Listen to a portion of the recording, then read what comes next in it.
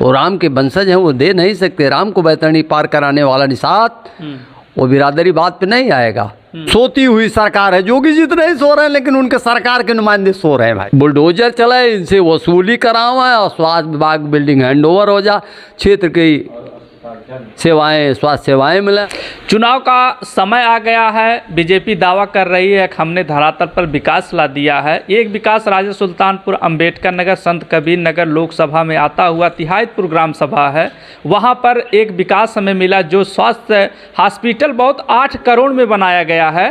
ये 1 लाख 2 लाख की बात नहीं, 8 करोड़ के लागत से बनाया गया हॉस्पिटल सरकार के कान तक, ये तक पहुंची, आवाज़ की नहीं पहुंची, उसको हम दिखाएंगे फोटोज के द्वारा। जो सामने दिखाई दे रहा है उसके द्वारा आप देख भी सकते हैं कि विकास हुआ कि नहीं हुआ।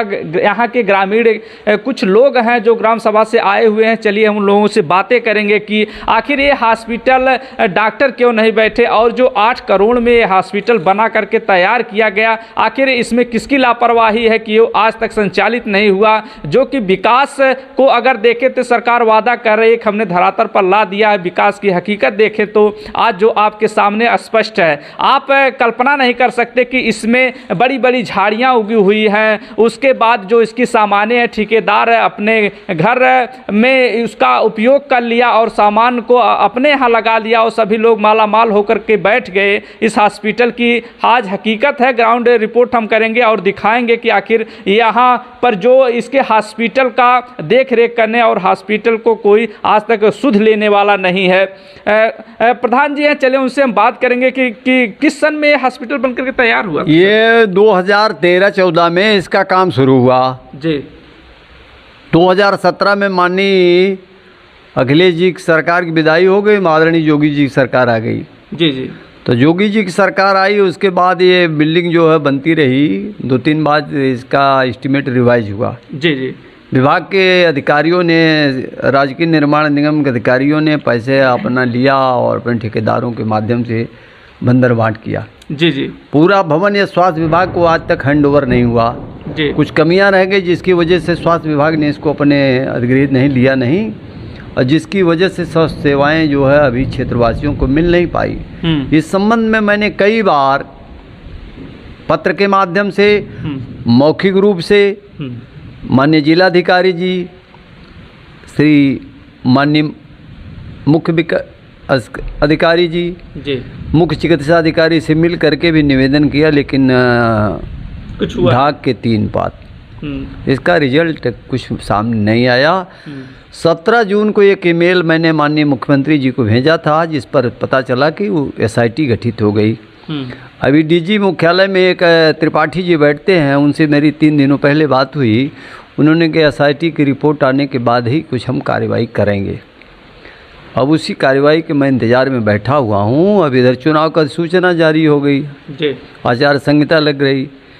अब भारतीय जनता पार्टी के जो लोकप्रिय सांसद आदरणीय प्रवीण निषाद जी पुनः आ गए जनता की अदालत में। इससे पहले कभी आए थे कि नहीं आए थे? अरे उनकी तस्वीर यहाँ के वासियों ने नहीं देखा, योगी मोदी जी के नाम पे जीत गए।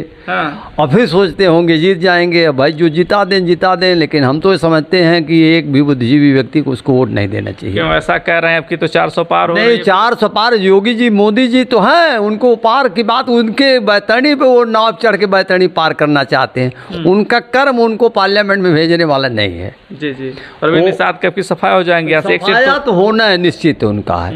एक सीट अब की 80 में से कम कर 80 तो कम हो गई उनकी। ये संत कबीर नगर भाई, अब वो मेहदावल और धनघटा कौन कौन है सर से जीत जाए बात अलग है, लेकिन मेरी समझ से राज सुल्तानपुर क्षेत्र में एक भी बच्चा उनको वोट देने के नाम तैयार नहीं है। जो थोड़ा भी जागरूक होगा, मोदी जी क्यों ऐसा कह रहे हैं भाई? इसलिए मैं कह रहा हूँ, मैं पढ़ा, मैं कोई मोदी जी या योगी जी का कर्जदार थोड़ी हूँ। मैं विचार नहीं बेचा हूँ। मैं उनको व्यक्तिगत रूप से सम्मान देता हूँ, लोकप्रिय हैं, ईमानदार हैं, लेकिन अब ईमानदार हो क्या करेंगे? ऐसे उनके प्रतिनिधि उनको टिकट दे दिया उन्होंने। प्रवीण निषाद, संजय निषाद केवटों के मसीहा बनते हैं, निषादों के, निषाद बस्तियों में आए होंगे तो आए होंगे। किसी ब्राह्मण के यहाँ, किसी बाबू साहब के यहाँ, किसी यादव जी के यहाँ, किसी चमार के यहाँ, किसी तेली के यहाँ, किसी तमोली के यहाँ, किसी धरकार के यहाँ, कहीं भणभूजा के यहाँ, कहीं मुसहर के, कभी किसी ने दर्शन नहीं किया है। वास्तविकता यही है। निषाद का वोट पाकर के निषाद पूरे नहीं देंगे भाई, निषाद भी नहीं देंगे। क्षेत्र में उन्होंने किया क्या है, निषाद सारे नहीं देंगे। वो राम के वंशज हैं, वो दे नहीं सकते। राम को बैतरणी पार कराने वाला निषाद वो बिरादरी बात पे नहीं आएगा। हाँ, वो काम तो जो धरातल पे करेगा उसी के साथ जाएगा। तो आपने उनसे सांसद थे तो आपने बात नहीं किया? अरे भाई कहाँ मिलूँ उनसे, मेरी इतनी नहीं वो पहुँच है कि मैं नई दिल्ली जा कर के पार्लियामेंट के उनका जो कमरा अलाट है मैं वहाँ जाके मिल लूँ। आते होंगे किसी चुनिंदा लोगों के बाद। मैं तो यहाँ के भारतीय जनता पार्टी कार्यकर्ताओं से भी कहना चाहूँगा इस आपके माध्यम से, वो भी नहीं जानते, वो भी नहीं देखे होंगे। व्यक्तिगत तो नाराज नहीं है आप? मैं व्यक्तिगत नहीं, मेरा क्या, मैं तो भाई मोदी जी और योगी जी का मैं हूँ फॉलोवर। परवीन निषाद जी से? परवीन निषाद नहीं, मेरे वो प्रतिनिधि। मैं त्रिभुवन दत्त जी का सम्मान करता हूँ कि असेंबली में इस मेरे एक फोन करने पर उन्होंने असम विधानसभा के पटल पर इसका मामला रखा था। जी जी, वो जांच कार्रवाई के लिए चल रहा था। मैंने फ़ोन किया, माननीय विधायक जी, सामुदायिक स्वास्थ्य केंद्र राजे सुल्तानपुर दुर्दशा के बारे में आप हाउस में ज़रा बात उठाइए। उन्होंने कहा ठीक है, उठा करके मेरे व्हाट्सएप पे उन्होंने भेज दिया जो उन्होंने किया। मैं ऐसे प्रतिनिधि धन्यवाद देना चाहता हूँ आदरणीय त्रिभुवन दत्त जैसे। और प्रवीण कुमार निषाद जी को भाई इंजीनियर लिखते हैं, लेकिन काम उनका इंजीनियर का नहीं है। अब वो इंजीनियर हैं, संजय निषाद जी के लड़के हैं, निषादों के थोक कोट के वो मालिक हैं। तो योगी मोदी जी का वोट चाहिए, हमारा विकास थोड़ी चाहिए। अब की बार वोट नहीं करेंगे तो? हम अब वोट क्यों नहीं करेंगे? वोट तो हम करेंगे। अब किसको करेंगे वो तो हमारे ऊपर है।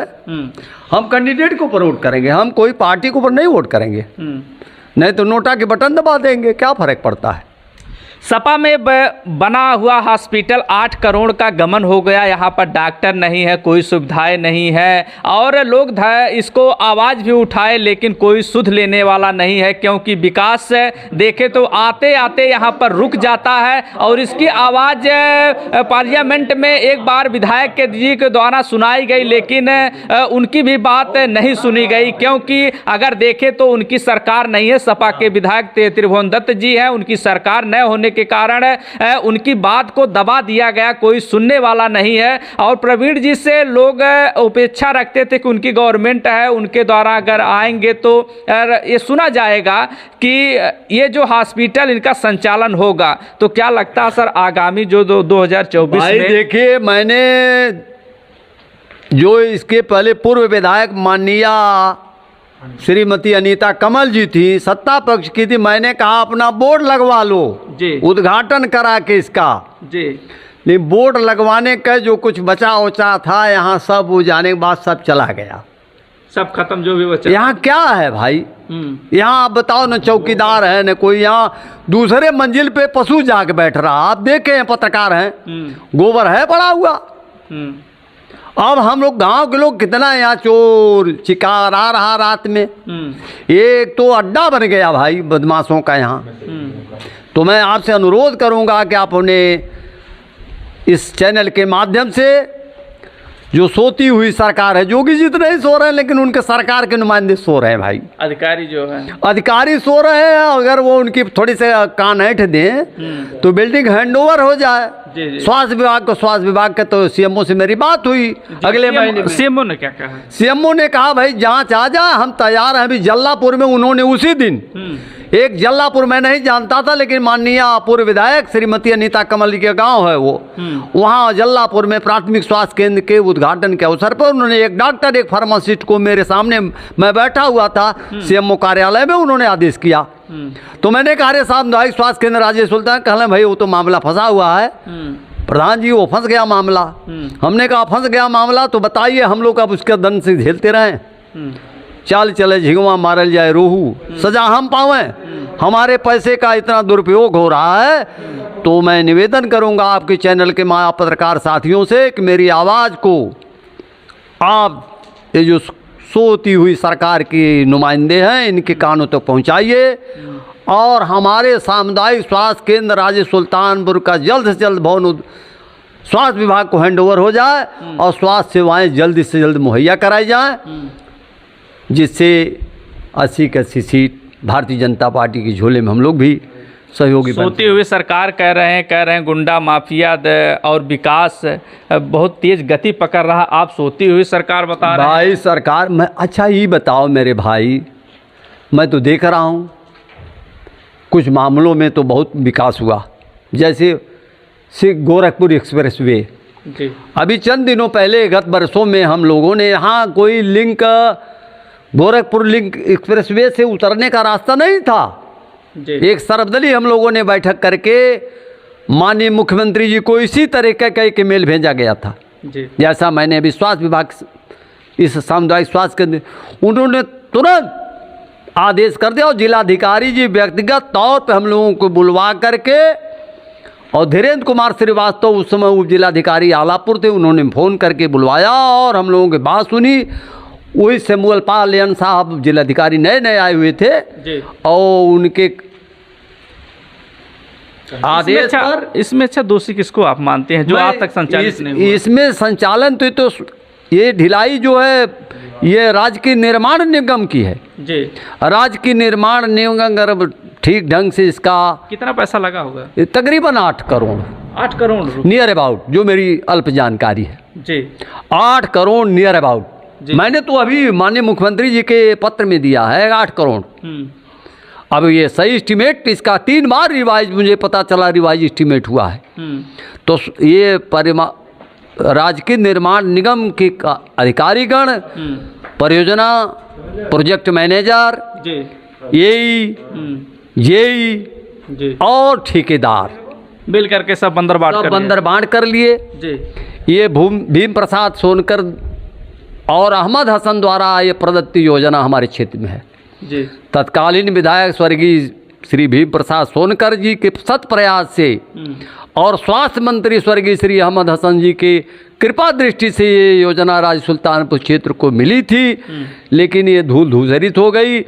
हम लोग अब क्या करें, हाथ पे हाथ धर के बैठेंगे नहीं, ये बौद्धा सिंह क्रांतिकारी धरती है। आपसे पत्रकार साथियों मैं निवेदन करूंगा कि हमारी आवाज़ को आप पहुंचाओ।